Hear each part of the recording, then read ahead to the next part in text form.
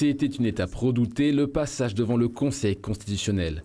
La loi pour la refondation de Mayotte est validée, la classe politique mahoraise est soulagée. C'est enfin validé pour que enfin Mayotte puisse se développer. C'est une très très bonne nouvelle pour la population de Mayotte. C'est un nouveau souffle pour le territoire, mais maintenant il faut se battre et je l'ai dit tout à l'heure, c'est notre responsabilité collective de nous assurer que les financements sont pleinement inscrits et que les mesures qui sont posées sur les lois soient une réalité pour les Mahorais. Plusieurs points concernant l'immigration clandestine faisaient l'objet de vives contestations de la part d'élus de gauche. Les sages ont validé le texte dans son intégralité.